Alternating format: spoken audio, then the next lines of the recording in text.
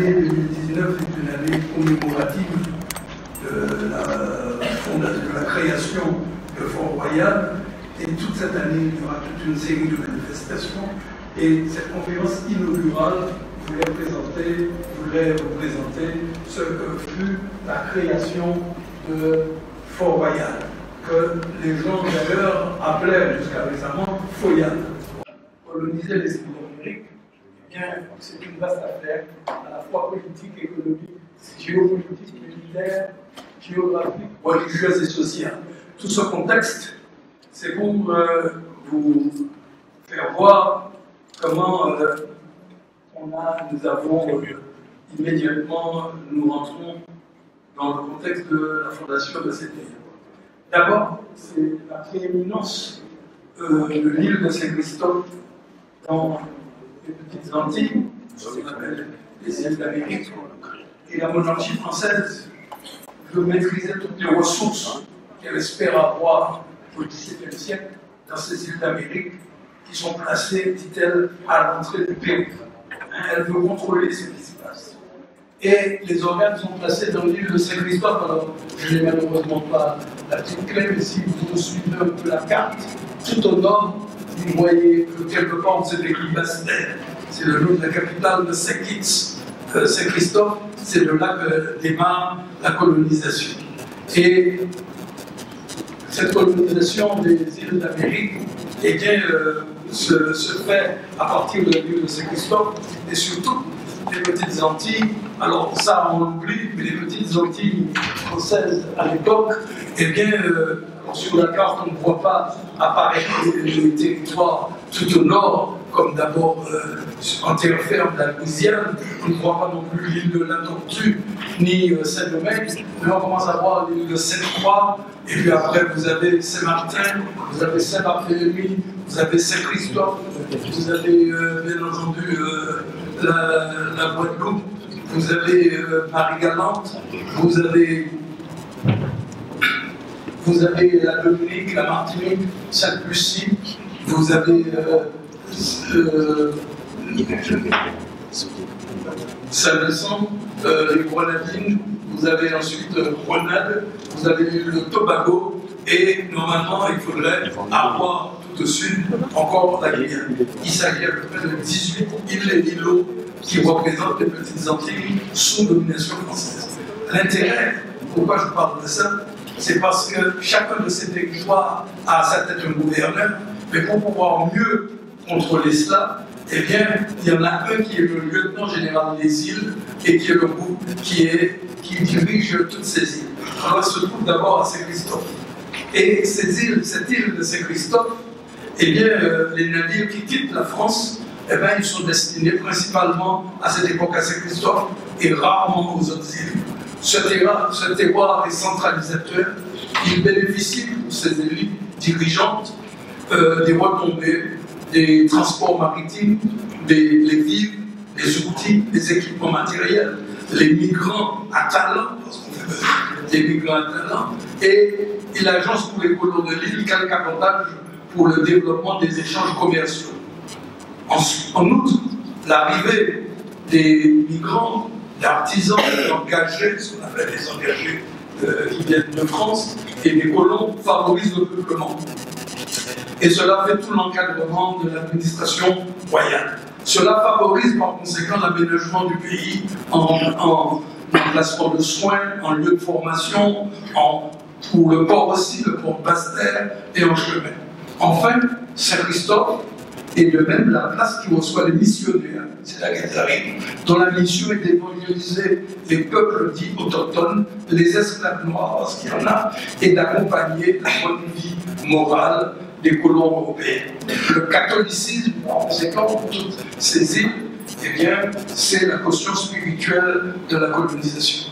Alors, je vais beaucoup parler de Saint-Christophe, et pourquoi? Eh bien, parce que, après le traité de Breda, le 31 juillet 1667, l'île de Saint-Christophe entre dans une période de turbulence. Parce que l'île de Saint-Christophe est partagée entre les Anglais et les Français. Et les Anglais essaient de mettre la main sur la partie française et au traité de Breda, on reconnaît à l'Angleterre le droit de violer le traité qu'ils avaient signé en 1627 avec les colons français. Et donc, la royauté décide de changer de lieu de centralisation et de prendre la Martinique comme lieu de centralisation. Et c'est ainsi que le lieutenant général, par conséquent, va résider en Martinique et il va s'installer, curieusement, non pas à Fort-Saint-Pierre, la ville qui avait été créée en 1635, mais il va s'installer dans un point perdu, mais sur une pointe rocheuse, où on avait créé un petit fortin en bois, et qui est l'actuel Fort Saint-Louis, au Fort Royal. Et par conséquent, alors qu'est-ce que c'est que le Fort Royal à ce moment? Je reviendrai dessus, mais il faut voir tout de suite ce transfert de responsabilité qui est fait pour la Martinique. À ce moment, c'est eux qui vont bénéficier de tous les avantages dont je parlais pendant les 30 années précédentes. C'est Christophe qui l'avait. Et bien à partir de ce moment, ce traitement spécial va favoriser les dirigeants économiques, administratifs de la Martinique, qui se prolongent pendant tout le XVIIIe siècle et même le XIXe, et en dépit des coupures dues aux occupations anglaises, et il en est d'ailleurs resté politiquement de fortes conséquences dans les rivalités entre les groupes dominants les plus importantes colonies françaises. Si vous regardez aujourd'hui les rivalités Guadeloupe-Martinique ou bien les rivalités Guyane-Martinique, vous comprenez très bien d'où ça vient historiquement. La charge principale de l'administration des îles, c'est donc le lieutenant général. Je vais aller vite parce qu'il faut qu'on arrive à notre... Mais l'île de la Martinique va bénéficier des choses suivantes. C'est qu'en 1664, déjà, on a mis fin au régime seigneurial. Et à partir de ce moment, c'est directement le roi qui s'occupe de cela. Et le fameux édit de Saint-Germain du 28 mai 1864 va fonder la Compagnie des Indes occidentales avec le privilège exclusif du commerce dans le Nouveau Monde. Et c'est là où on met en place ce qu'on appelle l'exclusif colonial. C'est à cette date. Et puis, le roi ajoute en plus un certain nombre de spécificités, mais il précise que les îles de l'Amérique, parce que c'est comme ça qu'on les désigne, relèvent juridiquement de la même coutume que celle de Paris. Au niveau ministériel, on a décidé aussi, en 1869, nous arrivons à notre date, que les colonies sont placées directement dans la dépendance du ministère de la Marine, qui a été créé en 1761. Ce ministère, c'est un élément fondamental de la colonisation, avec Jean-Baptiste Colbert lui-même, qui devient ministre des colonies.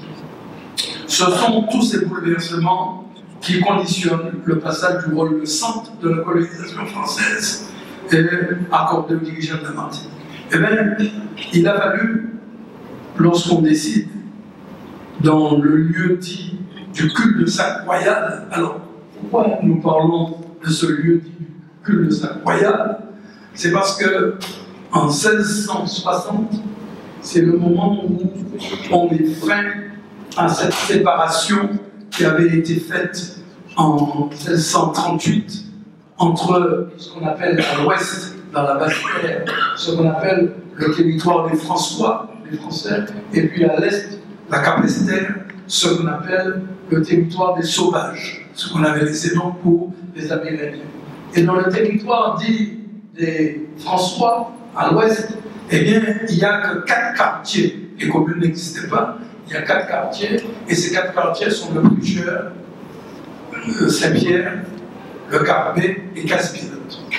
Et Casse-Pilote est une grande commune, elle arrive donc jusqu'au sud, là, où vous voyez, jusqu'à l'actuel 3-îlets, et Casse-Pilote comprend la grande baie, la baie de Fort-de-France d'aujourd'hui, qu'on appelle le culte de Sac Royal. Et dans ce culte de Sac Royal, c'est là qu'il y a le petit fort en bois, qui est le Fort Royal. Eh bien, il a décidé, par conséquent, que ce fort royal, eh bien, qui est un quartier, un lieu dit de Casse-Pilote, il est décidé que ce fort royal sera le lieu où va résider le lieutenant général. Vite, il y a eu plein de problèmes pour créer ça, mais nous arrivons à ce moment à l'installation dans cette région. Alors le site même du cul-de-sac royal, c'est-à-dire ce que nous appelons aujourd'hui la ville basse, c'est-à-dire tout le centre-ville et les tiers-villes, eh bien, il faut bien avoir en tête que c'est un immense marécage. C'est un marécage qui occupe tout ça, avec beaucoup d'eau, et que construire dans ça, c'est quelque chose de terrible, parce que c'est malsain, parce que les gens meurent, parce qu'il y a plein de moustiques, il y a plein de maladies, etc. Donc il y a très peu de choses. Par contre, l'intérêt de ce site, c'est que derrière cette péninsule rocheuse où il y a le fort Saint-Louis, le fort royal, derrière cette péninsule, il y a un abri que l'on utilise très bien au moment des ouragans, c'est comme ça qu'ils les appellent, les cyclones. Eh bien, au moment des ouragans, on s'est rendu compte que lorsqu'on met là les bateaux, ils sont un petit peu plus protégés que partout ailleurs. Et que d'ailleurs, on fait venir des autres îles, les bateaux, lorsque il y a des périodes cycloniques. Et alors, ces bateaux sont dans un coin, dans un quartier qu'on appelle le carénage. C'est d'ailleurs l'actuellement, encore on l'a gardé. C'est un port naturel qui est abrité. Sur ce site marécageux, très peu de gens se sont installés avant 1660. Il y avait là quelques tribus amérindiennes. Et puis il y a eu en 1654 un événement sur lequel je vais passer rapidement, mais qui économiquement a pourtant eu beaucoup de poids. Et en 1654, on avait logé là des Hollandais qui avaient été chassés, enfin des Hollandais, oui, c'est deux Hollandais qui s'étaient installés au Brésil, dans la région du Pernambouc, et qui ont été chassés par les Portugais et qui sont revenus ici. Or, ces Hollandais avaient quelque chose d'extraordinaire. Ils avaient découvert comment traiter la canne à sucre, comment le raffiner, et ils avaient des méthodes extraordinaires, et ils vont s'installer ici, et on les installe donc. Alors d'abord, les jésuites ne veulent pas d'eux. Pourquoi? Parce que ces Hollandais sont protestants, ils sont calvinistes. Et puis, pire, pour l'esprit de l'époque, beaucoup d'entre eux sont des juifs. Et là aussi, il est décidé que normalement, il ne doit pas y avoir de juifs, il ne doit pas y avoir non plus de calvinistes. Eh bien, on les a installés dans ce coin, et comme c'était très malsain, on les a installés le long de la rivière Monsieur. Le long de la rivière Monsieur, c'est-à-dire dans la plaine de Timon, pour s'installer. Sauf qu'au bout de quelques mois, ils étaient attaqués tout le temps par les tribus amérindiennes qui étaient là, et que beaucoup d'entre eux ont préféré partir, sauf un qui s'appelle M. Aragon. Et M. Aragon avait gardé une immense propriété tout au long de la rivière Monsieur, et qu'on trouve d'ailleurs sur les plans de l'époque qui ont été dressés.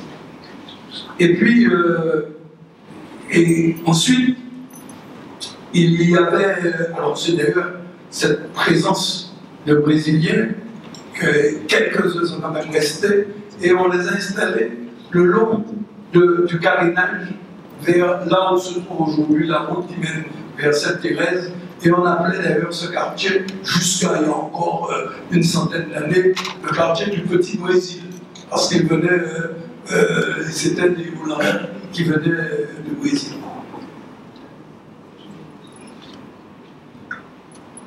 Et puis, on a parlé aussi du nom de la bête des Flamands qui vient lorsqu'il y a plus tard l'attaque. Mais toujours est-il qu'en 1661, la région est vide. Il y a par conséquent, Aragon, quelques descendants quelques réfugiés hollandais, et puis quelqu'un à qui on a attribué un territoire, M. de Courselas. Alors, M. de Courselas, on lui accorde un territoire qui partirait depuis l'actuelle route des religieuses, juste à la rivière de Bassor.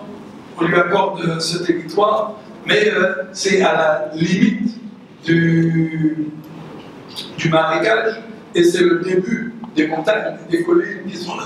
Et ce monsieur de Courselas, on lui accorde cela en lui disant qu'il devrait pouvoir commencer à défricher et surtout à drainer les territoires. Sauf qu'il va mourir, ce monsieur de Courselas, et que madame de Courselas, à qui est héritière, non seulement elle garde son terrain, mais chaque fois qu'on lui dit qu'il faudra qu'elle défriche, elle dit mais non, mais il faut que vous m'aidiez, etc. Je peux pas. Alors voilà donc ceux qui habitent dans cette région. Nous passons donc à l'édification même. Oui, nous avons fait ça déjà, nous sommes allés très vite, à l'édification de la ville neuve, hein, et à la naissance de la cité du Fort-Royal. Et sur les 150 premières années. Donc, on décide, à cause de ce carénage qui existe et de ce fort, on décide qu'il faut créer là un port colonial centralisateur et de bonne qualité stratégique. Et Jean-Charles Basse, qui a été nommé lieutenant général, et l'on lui donne la mission de construire une ville dans le culte de Sac-Royal. Et la décision est donc prise le 3 octobre 1669. C'est pour cela d'ailleurs que les principales manifestations que nous allons faire sur la fondation de Fort-de-France, les principales vont se retenir entre le 3 et 10 octobre. Vous voyez, donc vous êtes invités encore à beaucoup de choses. Et par conséquent, le lieutenant général des îles du Vent, c'est comme ça qu'il est intitulé, eh bien, il va créer ce qu'il appelle la ville neuve du culte de Sac-Royal. La décision a été formulée donc à ce moment. Et d'ailleurs, il explique qu'il y ayant constaté la grande utilité du port qui y est et qu'il n'y a pas lieu en toutes les îles de l'Amérique où les vaisseaux et la demeure des habitants puissent être en si grande sûreté, tant contre les ouragans que contre les descentes ennemies. Il a jugé à propos de convier à chacun à s'y établir pour y faire avec le temps une ville de grand commerce. La ville neuve, par conséquent, eh bien, du culte de Sac-Royal, prendra plus tard, en 1672, le nom de Fort-Royal, mais pendant longtemps, on va encore l'appeler la ville neuve du culte de Sac-Royal. Alors, vous avez un plan là qui est extraordinaire sur cette ville neuve du culte de Sac-Royal, avec le fort, lorsque vous voyez d'ailleurs la paix, vous voyez la pointe, vous voyez le Fort Saint-Louis,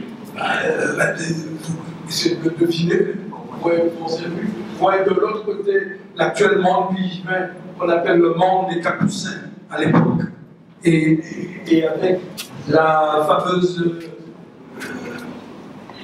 le fameux monastère où il y a encore jusqu'à maintenant une croix sur le monde musulman. Il y a une croix là, enfin, je ne suis pas allé depuis longtemps, mais elle était là. Il y avait cette croix qui s'est cachée maintenant par ce qu'on appelle les hauts du port, les immeubles des hauts du port, vous voyez. Et puis vous voyez le territoire de la ville basse, et vous voyez rien, vous voyez juste une petite église, hein, qu'on peut vous montrer en plus grand. Si, oui, là voilà, vous voyez une petite église qui est construite, disent-ils, en fauche et en roseau, et même qui se trouve à l'emplacement de l'actuelle cathédrale de Fort-de-France. Alors vous voyez, et on appelle la paroisse du culte de Sac-Royal. Vous avez le nom qui apparaît. Alors voilà Fort-de-France en 1669, lorsque cette carte est, enfin Fort-Royal, lorsque cette carte est rédigée par, et faite par, comment il s'appelle, celui dont j'ai montré l'image tout à l'heure, à savoir, c'est, vous voyez les fois, non, là, c'est pas des groupes. En plus, son nom a donné Blondel. C'est, François Blondel, d'ailleurs, ça va donner le nom d'une rue qu'on appelle la rue Blondel. C'est Blondel qui. Alors, la rue Blondel, c'est l'actuelle rue hein, c'est. Blondel. Alors, il a fallu quand même 23 ans pour construire cette ville. Entre 1669, avec juste une petite chapelle en fourche et en roseau, et puis pour arriver à la fin du siècle. Alors, bien entendu, vouloir peupler cette ville pose problème, parce que Saint-Pierre existe déjà depuis 1635. Ça fait donc déjà quelque chose comme 33 ans déjà que Saint-Pierre existe déjà. C'est déjà une ville commerciale, c'est déjà une ville où il y a des gens installés, et en plus, ça n'intéresse pas tellement les commerçants de Saint-Pierre d'aller se mettre à Fort-de-France ou à Fort-Royal, où le roi pourra mieux les contrôler. Donc, ils n'ont pas tellement envie d'y aller. Et ils se battent pour conserver leurs privilèges. Sauf que si on veut faire de Fort-Royal la capitale, il faudrait que le Conseil souverain puisse déménager et venir à Fort-Royal. Et là aussi, le Conseil souverain est composé des plus riches colons de Saint-Pierre. Naturellement, ils n'ont aucune envie de venir. Et il faudra donc prendre toute une série de temps, et il faudra attendre 1692, vous voyez, entre le moment où on décide de créer Fort-Royal, mais attendre 1692 pour que finalement on réussisse le transfert du Conseil souverain de Saint-Pierre à Fort-de-France, et c'est vraiment en 1690, alors chaque fois je dis Fort-de-France, mais vous corrigez, c'est pas Fort-de-France, c'est Fort-Royal, et c'est Foyal, et à ce moment, pour que la ville devienne la capitale. Et voici par exemple, en 1680, c'est-à-dire 11 ans après, ce qu'il y a dans Fort-Royal. Si vous regardez bien la carte, vous voyez encore vous voyez bien entendu le Fort Saint-Louis, et puis vous voyez apparaître un petit village. Alors, on nous le montre là. Voilà ce qu'il y a le long de la baie des Flamands, l'actuelle Malécon. Voilà ce qu'il y a là, le long de la baie des Flamands. Vous avez une rue qu'on appelle la rue Faubourg, qui prend comme nom le nom de la voie royale. Plus tard, on va l'appeler la Grande Rue, et puis plus tard, on va l'appeler la rue Victor Hugo. C'est ça la rue Victor Hugo que vous voyez apparaître ici. Vous voyez les bâtiments. Et si vous agrandissez, vous remarquez que les bâtiments sont là, mais que chaque personne a un petit bout de terrain, hein, où derrière, il peut faire des cultures, etc. Et vous voyez le passage entre le premier bloc de maison et le petit passage qui est marqué là, et bien c'est l'entrée d'une rue qu'on va appeler la rue Saint-Denis, c'est l'actuelle rue Chenchère, hein, qui remonte, l'actuelle rue Chenchère qui va monter. Et puis, le troisième passage là-bas, eh bien, c'est là où il y aura la fameuse rue Neuve, non, pas la rue Neuve, l'actuelle rue République, qu'on appelle à ce moment la rue. Vous voyez, des fois, les noms m'échappent. Ça vient là tout à l'heure. Bon, il ne faut pas se battre quand ça part, et ça reviendra. Alors, voici, là, on est en 91 ans après. Si nous continuons, vous arrivez là tout de suite en 86. Ça a beaucoup augmenté. En 6 ans, ça a beaucoup augmenté. Et pourquoi? Eh bien parce que, précisément, il est arrivé Blénac. Et Blénac, qui est arrivé, a pris la suite et a fait construire un canal, un immense canal, vous le voyez, partir depuis le carénage. Et ce canal entre dans les terres, il arrive, là où vous voyez la courbure, là, eh bien, il arrive sur l'actuelle rue Moreau de Jeunesse. Si vous connaissez la rue Moreau de Jeunesse. Et on a creusé là un immense fossé. Alors les fouilles qui ont été faites lorsqu'on construisait récemment la cour d'appel, on voyait tout ce fossé. Et d'ailleurs, cette rue, qui s'appelait pas Moreau de Jeunesse, s'appelait la rue des Fossés. C'est la fameuse rue des Fossés qui passe là et qui va se jeter dans le canal de la Somme. Ça, c'est le premier grand travail d'évacuation des eaux qui est fait à ce moment. Et si vous regardez bien le plan, est-ce que tout le monde m'entend? Parce que des fois, je ne parle pas de mon micro. Si vous regardez bien le plan, vous voyez déjà toute la configuration de la ville, avec d'abord la... Oui, est-ce que tout le monde entend? Vous voyez la rue Royale, qui est la rue Victor Hugo. Vous voyez la rue suivante, à laquelle on a donné le nom de rue Plénac. Vous voyez la cathédrale, là, elle se marque bien. Vous voyez la rue Saint-Louis, parce que la cathédrale, c'est la cathédrale Saint-Louis. Et puis vous voyez ensuite la rue dite,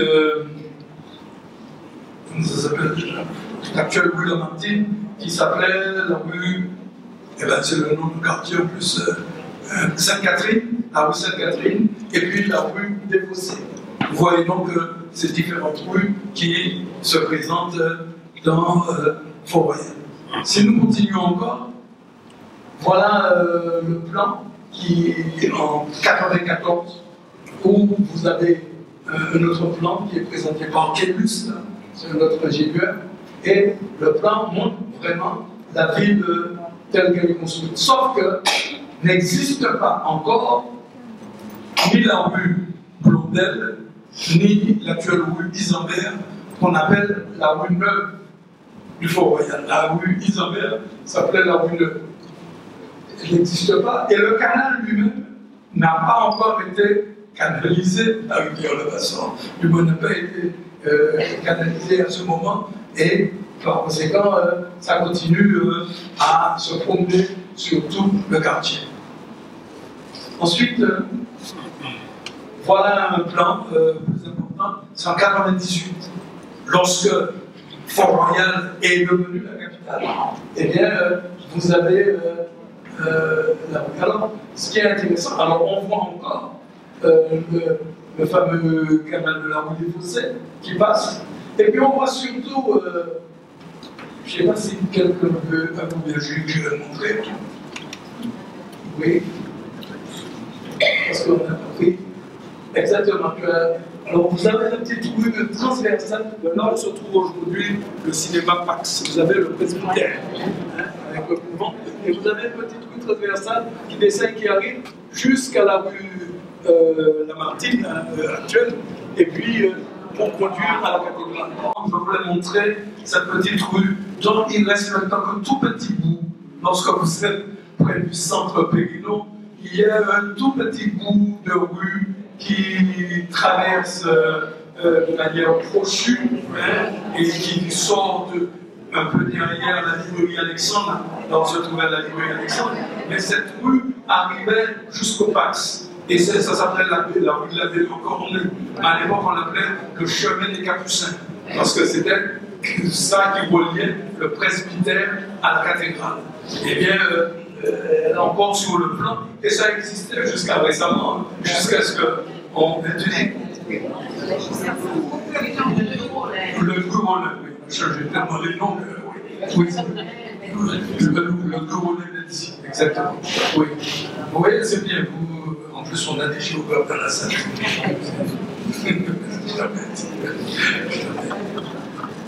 Alors, voilà donc cette ville, comment elle est construite. Pour la construire, il a fallu 4 missions d'ingénieurs, j'en ai parlé. Et là, nous sommes sur la ville en 1702, au XVIIIe siècle. La carte est moins bonne, mais vous voyez comment on est installé aussi au pied déjà du monde des Capucins, du monde pigment. Et installé au pied du monde des Capucins, c'est cette fameuse route qu'on appelle la route des religieuses, hein, que vous voyez qui est en train de se faire.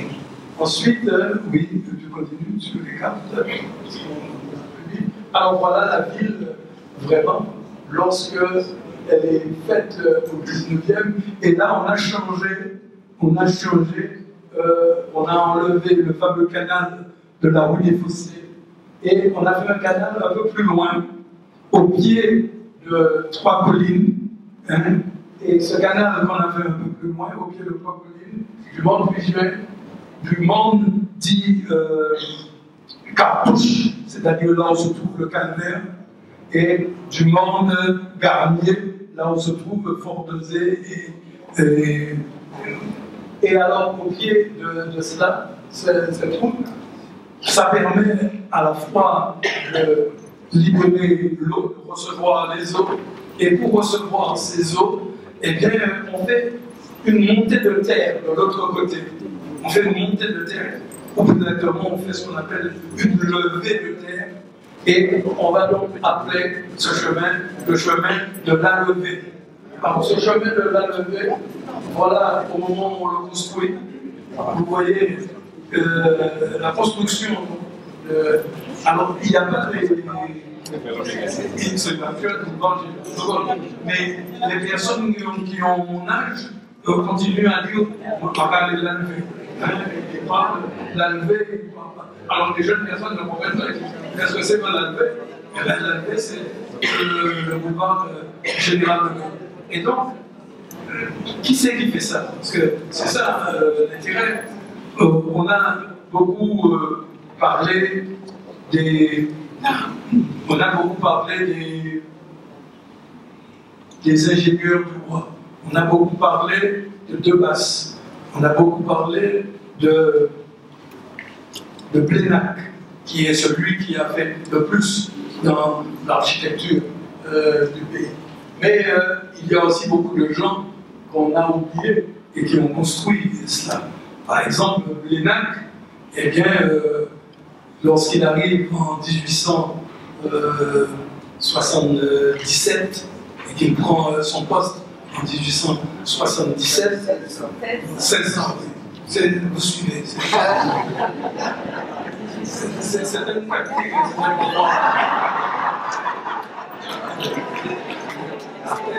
C'était une manière de voir si vous suivez. Vous voyez, pédagogiquement, c'est bien. L'erreur est tout.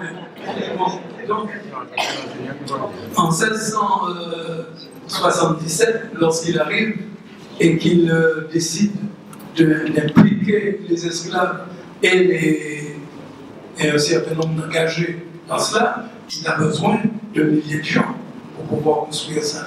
Et je vous ai dit que le climat est terrible, ce qui fait qu'il y a beaucoup de fuites. Il y a beaucoup de fuites et il y a toute la législation. Alors il y a une très belle étude sur Plénac qui montre toute sa correspondance et comment il raconte, comment il écrase les esclaves, comment il en avait fusillé au moment de la fameuse révolte du 4 avril 1678, et puis une autre révolte en septembre 1778, comme il a fait fusiller, et il raconte comment nous tuerions des coups de feu et il s'enfuyait, on en a tué plein, sauf qu'il ne donne même pas les détails, parce que quand on a tué des esclaves, on ne prend pas la peine de faire un petit relevé sérieux, mais il y a des massacres extrêmement importants, sans compter tous ceux qui meurent par la maladie, par la fièvre, etc.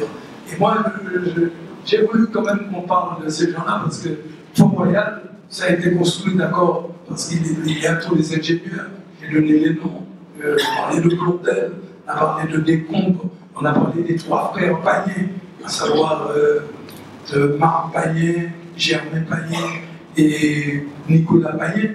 On a parlé aussi de Quélus, Jean-Baptiste Quélus, mais tous ces gens-là, à côté, eh ben, il y a les oubliés, sans compter que, comme à l'époque, on ne faisait pas ce qu'on appelle des études genrées, nous ne savons même pas ce qu'a été le sort des femmes à ce moment dans l'affaire. Et ce sont, pour moi, tous les grands oubliés de l'histoire pour la construction de Fort Royal. J'enlève le mot individu. Il y a un homme dont j'ai parlé tout à l'heure qui s'appelle Jean-Baptiste Quélus. Jean-Baptiste Quélus, lui, non seulement il participe à la répression des esclaves, mais en outre, il les utilise pour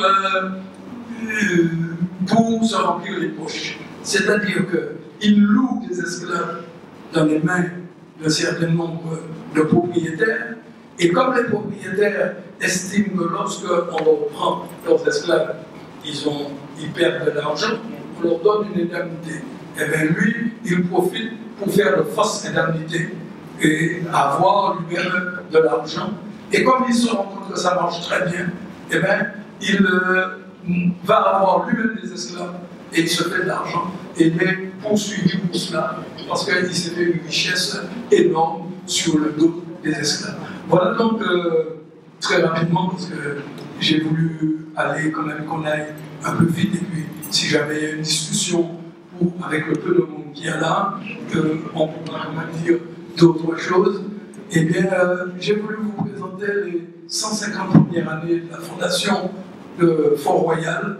Il y a bien entendu d'autres choses à faire, beaucoup d'événements qui se déroulent par la suite, beaucoup d'événements, par exemple les attaques anglaises, on en parlera au moment de parler du fort Carcassonne, on en parlera aussi de la venue ici en Martinique du roi Bélancin, qui a été quand même quelque chose d'extraordinaire avec une visite qu'on fera, enfin si on nous laisse entrer, en tout cas si on ne laisse pas entrer, on sera dehors devant la fameuse villa des Bosquets, hein, où a vécu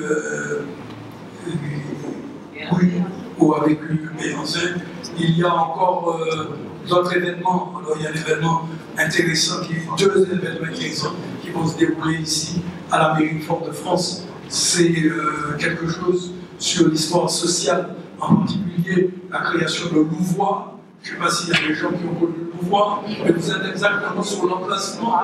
Vous êtes ici sur l'emplacement de Louvois, où se trouvait Louvois. Et c'est une conférence qui se tiendra ici. Et puis, nous allons aussi faire une conférence sur le développement démographique brutal et important de Fort Royal après la destruction de ces pierres. C'est-à-dire en 1902, lorsqu'il a fallu reloger brutalement des milliers de gens, une ville qui ne faisait pas les 20 000 habitants, qui avoisinait les 10 000 habitants, va dépasser très vite les 25 000 habitants, c'est-à-dire qu'il y aura 2 fois plus de réfugiés que d'habitants de Fort-de-France. Et le maire de l'époque, eh bien lui, il a accepté immédiatement de loger ces gens, soit dans un ancien quartier de Fort-Royal, qui est du côté, comment ça s'appelle, Font-Laillé, voilà, je cherchais le nom, Font-Laillé, et puis surtout un quartier célèbre où j'habite, si vous avez des célèbres. C'est le quartier de Tivoli, où on a logé tous les gens qui venaient du Nord, du Monde Rouge, etc. Vous avez trouvé plein de noms dans ce quartier de gens qui, en même temps, habitent le Monde Rouge et qui sont logés dans ce quartier. Voilà donc pour la conférence. Je vous remercie d'avoir accepté d'être martyrisé pendant 3 quarts d'heure. Mais il ne fallait pas que je sois plus long. Merci beaucoup.